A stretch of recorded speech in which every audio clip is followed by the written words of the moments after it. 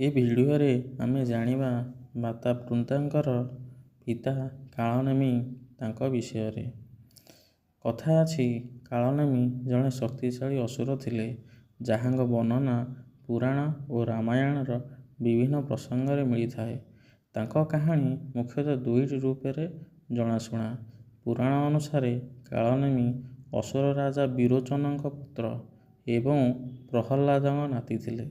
ତାଙ୍କର ଏକ ପବିତ୍ର ଓ ପତିବ୍ରତା କନ୍ୟା ଥିଲେ, ଯାହାଙ୍କ ନାମ ବୃନ୍ଦା। ବୃନ୍ଦାଙ୍କ ବିବାହ ସମୁଦ୍ରରୁ ଜନ୍ମିତ ଅସୁର ଜଳନ୍ଧରଙ୍କ ସହିତ ହୋଇଥିଲା।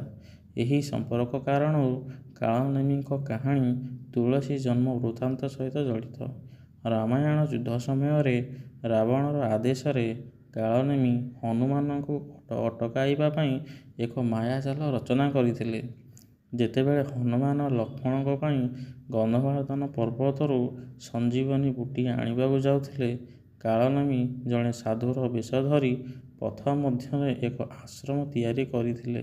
ସେ ହନୁମାନଙ୍କୁ ବିଶ୍ରାମ ନେବା ଓ ସ୍ନାନ କରିବା ପାଇଁ ପ୍ରବର୍ତ୍ତାଇଥିଲେ। ସେହି ସରୋବରରେ ଏକ ମାୟାବୀ କୁମ୍ଭୀର ହନୁମାନଙ୍କୁ ଆକ୍ରମଣ କରିଥିଲା। ହନୁମାନ ସେହି କୁମ୍ଭୀରକୁ ବଧ କରିବା ପରେ ଜଣେ ଅପ୍ସରା, ଯାହାର ନାଁ ଧନ୍ୟମାଳିନୀ, ଶାପମୁକ୍ତ ହୋଇ ହନୁମାନଙ୍କୁ କାଳନେମିର ପ୍ରକୃତ ପରିଚୟ ଜଣାଇଥିଲେ। ଶେଷରେ ହନୁମାନ କାଳନେମିକୁ ବଧ କରିଥିଲେ। ମାନ୍ୟତା ଅଛି ଯେ ଏହି କାଳନେମି ପରବର୍ତ୍ତୀ ସମୟରେ ଦ୍ୱାପର ଯୁଗରେ କଂସ ରୂପେ ଜନ୍ମଗ୍ରହଣ କରିଥିଲେ, ଯାହାକୁ ଭଗବାନ ଶ୍ରୀକୃଷ୍ଣ ବଧ କରିଥିଲେ। ଓଡ଼ିଶାର କାର୍ତ୍ତିକ ମାସ ଓ ଧନୁଯାତ୍ରା ସମୟରେ କାଳନେମି ଓ ତାଙ୍କ ପୁନର୍ଜନ୍ମ କଂସଙ୍କ ବିଷୟରେ ପୌରାଣିକ ଆଲୋଚନା କରାଯାଇଥାଏ।